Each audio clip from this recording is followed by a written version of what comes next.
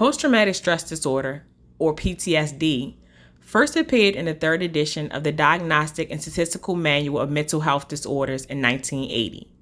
Conditions last at least 1 month and result from experiencing actual or threatened death, serious injury, or sexual violence manifested by one of the following: directly experiencing or witnessing a traumatic event, becoming aware of close friends or family members suffering a traumatic event or multiple events, or repeated exposure to adverse aspects of traumatic events.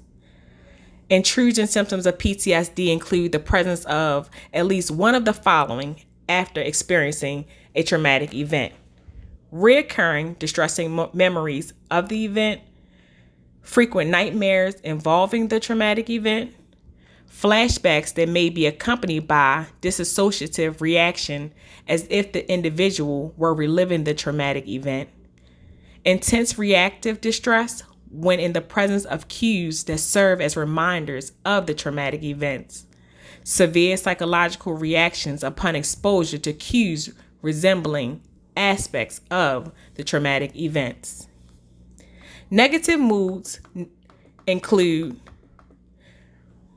thoughts related to the traumatic events with onset after the event transpired and manifested by at least one of the following: dissociative amnesia, which is the inability to remember details of traumatic events, chronic and exceedingly negative attitudes and expectations about oneself, others and surrounding, self-blame or blame others due to chronic inaccurate thoughts about the cause or effects of traumatic events, chronic negative effects, loss of interest in significant activities, alienation from others, and chronic inability to experience positive effect.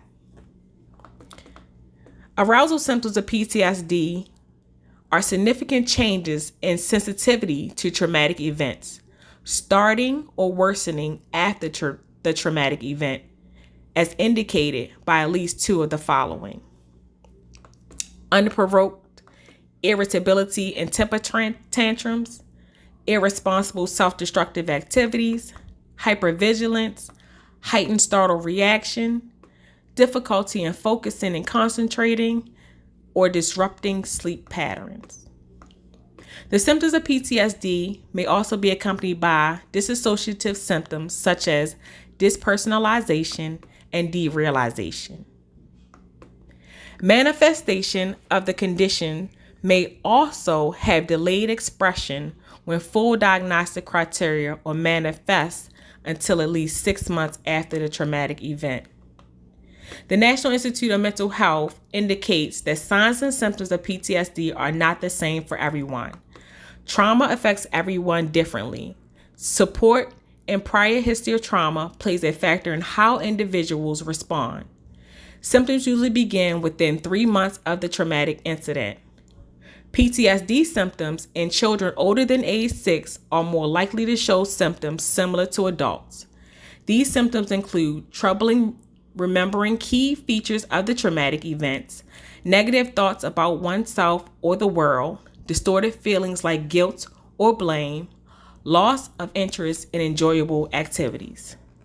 Trauma is found to be the leading cause of death among children and adolescents, with the most prevalent group being juvenile delinquents. Researchers claim that children that suffer from PTSD also have an impaired development of trust and autonomy. The Department of Veterans Affairs, which also heads the National Center for PTSD, studies on children and teen trauma note on average 15% to 43% of girls and 14% to 43% of boys experience at least one trauma. Further findings of these children show 3% to 15% of girls and 1% to 6% of boys develop PTSD. The prevalence of PTSD may vary across development. Children and adolescents, including preschool children, generally have displayed lower prevalence following exposure to serious trauma. Higher rates of PTSD have been associated among U.S. Latinos, African Americans, after adjustment for trauma exposure and demographic variables. The studies of African American children and PTSD have focused on their exposure to community violence. Many poor urban children have seen, experienced, or heard about severe acts of violence. Researchers' study of inner cities youth exposed to traumatic violence related to drug trafficking found some of the problems related to PTSD include juvenile detainment, being perpetrators and victims of violence, substance abuse, behavior and emotional difficulties, academic failure, and dropout. The best practice method for PTSD is prevention by removing the barriers and risk factors found in low-income and impoverished communities and addressing their needs. Findings suggest that to prevent PTSD in the wake of violence, rapid, timely, and sensitive care is the best practice implication.